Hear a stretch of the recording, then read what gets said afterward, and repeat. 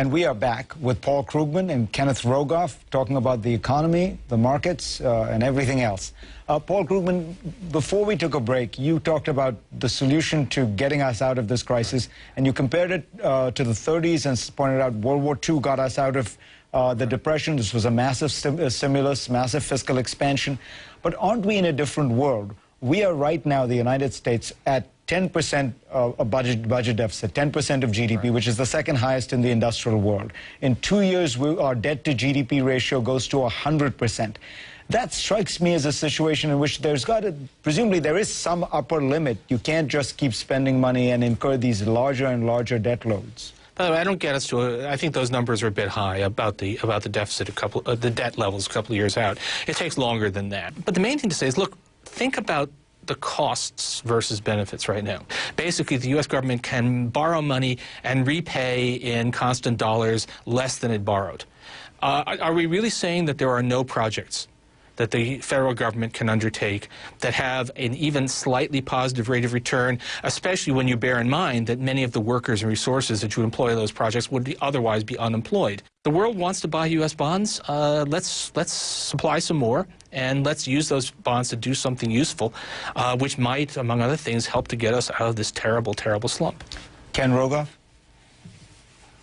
Well, I think you have to be careful about assuming that these low interest rates are going to last indefinitely. They were very low for subprime mortgage borrowers a few years ago. Interest rates can turn like the weather. But I also question how much just untargeted stimulus would really work. Infrastructure spending, if it were well spent, that's great. I'm all for that. I'd borrow for that, assuming we're not paying Boston big dig kind of prices for the infrastructure. But even if you were, wouldn't John Maynard Keynes say that if you could employ people to dig a ditch and then fill it up again, that's fine. They're being productively employed. They pay taxes. So maybe Boston's big dig was just fine after all. Think about World War II, right? That was actually negative social product spending, and yet it brought us out. I mean, partly because you want to put these things together. If we say, look, we could use some inflation. Ken and I are both saying that, which is, of course, anathema to a lot of people in Washington, but is in fact what the basic logic says. It's very hard to get inflation in a depressed economy, but if you had a program of government spending plus an expansionary policy by the Fed, you could get that. So if you think about using all of these things together, you could accomplish, a great deal. I mean, if we discovered that space aliens were planning to attack, and we needed a massive buildup to counter the space alien threat, and really inflation and budget deficits took secondary place to that, this slump would be over in 18 months. And then if we discovered, whoops, we made a mistake, there aren't actually any space aliens. So we need Orson Welles, is what you're saying. No, there was a Twilight Zone episode like this in which scientists fake an alien threat in order to achieve world peace. Well, this time we don't need it. We need it in order to get some fiscal stimulus. But no, I mean, the point is... But Ken wouldn't agree with that, right? The space aliens wouldn't work. So clear right. I think it's not so clear that Keynes was right. I mean, there have been decades and decades of debate about that, about whether digging ditches is such a good idea. And my read of the debate is when the government does really useful things and spends the money in useful ways, it's a good idea. But when it just digs ditches and fills them in, it's not productive and leaves you with debt. I don't think that's such a no-brainer. There are people going around saying, oh, Keynes was right. Everything Keynes said was right. I think this is a different animal with this debt overhang that you need to think about from the standard Keynesian framework. I guess I just don't agree. I mean, I think the debt overhang, but that was an issue in the 30s, too. Private sector debt overhang. Now, we came into this with higher public debt than I would have liked, right? We're really, in some ways, paying the cost of the Bush tax cuts and the Bush unfunded wars, which leave us with a higher starting point of debt. But the thing that drives me crazy about this debate, if I can say, is that we have these hypothetical risks. All those hypothetical things are leaving us doing nothing about the actual thing that's happening, which is mass unemployment, mass waste of human resources, mass waste of physical resources. This is, what's happening is we are hemorrhaging economic possibilities and also destroying a lot of lives by letting this thing drift on. And we're inventing these, sometimes goes surreal, I guess, but we're inventing these phantom threats to keep us from acting.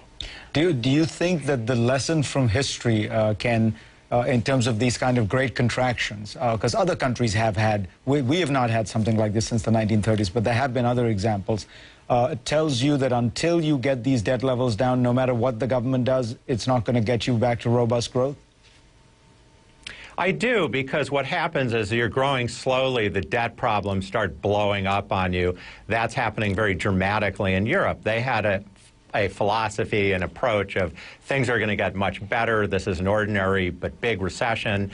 If we can just hang on, we're going to grow really fast, the debt problems will go away.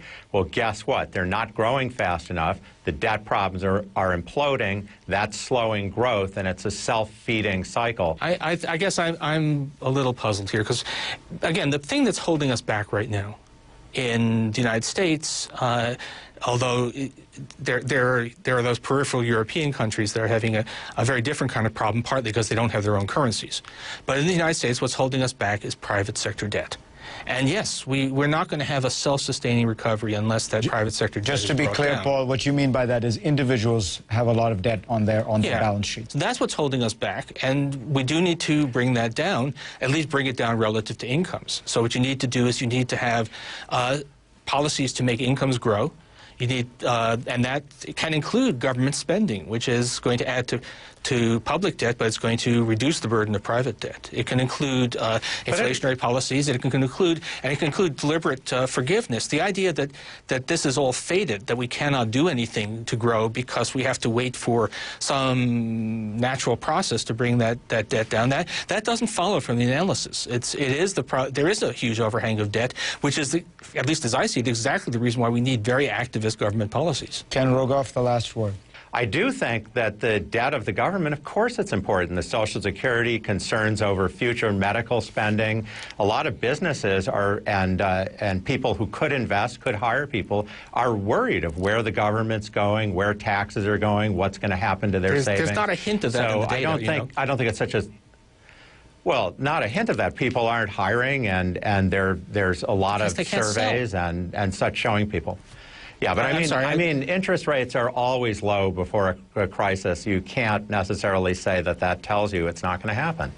I guess I'm still in this position of saying that things that we have no evidence for, that are supposed to be dangers, are being, you're blaming, as lots of people are blaming them for something which looks to me like a straightforward, there just isn't enough spending in the economy. We have centuries of examples. I don't read that history the same way. All right, we're going to have to leave it at that. Paul Krugman, Ken Rogoff, we'll have you back very soon to see which way the wind is blowing one of these weeks. Thank you.